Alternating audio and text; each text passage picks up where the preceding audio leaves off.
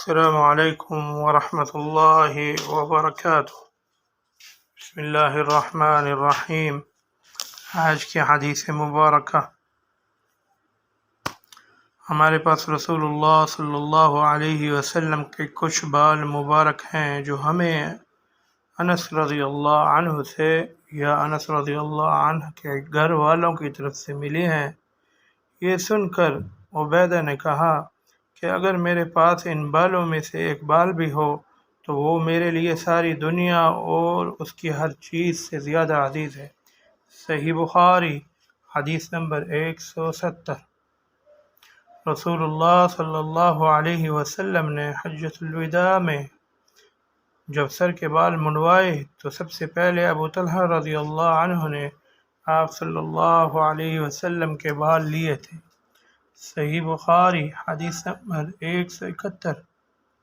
رسول اللہ صلی اللہ علیہ وسلم نے فرمایا کہ جب کتا تم میں سے کسی کے برتن میں سے کچھ پی لے تو اس کو 7 مرتبہ دھو لو تو پاک ہو جائے گا۔ صحیح بخاری حدیث نمبر 172۔ آپ صلی اللہ علیہ وسلم نے فرمایا کہ ایک شخص نے ایک کتے کو دیکھا جو پیاس کی وجہ سے گیلی مٹی کھا رہا تھا، تو اس شخص نے اپنا موزہ لیا اور اس سے پانی بھر کر پلانے لگا حتیٰ کہ اس کو خوب سیراب کر دیا۔ اللہ نے اس شخص کے اس کام کی قدر کی اور اسے جنت میں داخل کر دیا۔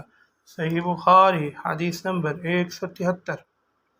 رسول اللہ صلی اللہ علیہ وسلم کے زمانے میں کتے مسجد میں آتے جاتے تھے، لیکن لوگ ان جگہوں پر پانی نہیں چھڑکتے تھے۔ صحیح بخاری حدیث نمبر 174۔ میں نے رسول اللہ صلی اللہ علیہ وسلم سے کتے کے شکار کے متعلق دریافت کیا تو آپ صلی اللہ علیہ وسلم نے فرمایا کہ جب تو اپنے سدائے ہوئے کتے کو چھوڑے اور وہ شکار کر لے تو اس شکار کو کھا، اور اگر وہ کتا اس شکار میں سے خود کچھ کھا لے تو اس کو نہ کھائیو، کیونکہ اب اس نے شکار اپنے لیے پکڑا ہے۔ میں نے کہا کہ بعض دفعہ میں شکار کے لیے اپنے کتے چھوڑتا ہوں، پھر اس کے ساتھ دوسرے کتے کو بھی پاتا ہوں۔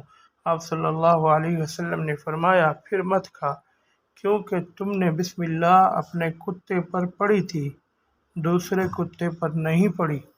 صحیح بخاری حدیث نمبر 175۔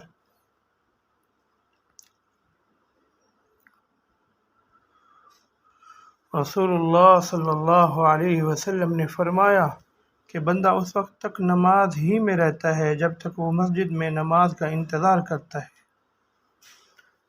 تب وقت یہ کہ وہ حدث نہ کرے۔ ایک اجمی آدمی نے پوچھا کہ اے ابو ہریرہ، حدث کیا چیز ہے؟ انہوں نے فرمایا کہ ہوا جو پیچھے سے خارج ہو، جسے عرف و عام میں گوز مارنا کہتے ہیں۔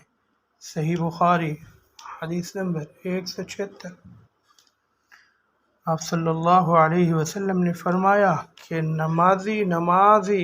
نمازی نماز سے اس وقت تک نہ پھرے جب تک ری کی آواز نہ سن لے یا اس کی بو نہ پالے۔ صحیح بخاری حدیث نمبر 177۔ میں ایسا آدمی تھا جس کو سیلان مضی کی شکایت تھی، مگر رسول اللہ صلی اللہ علیہ وسلم سے دریافت کرتے ہوئے مجھے شرم آئی تو میں نے ابن الاسود کو حکم دیا۔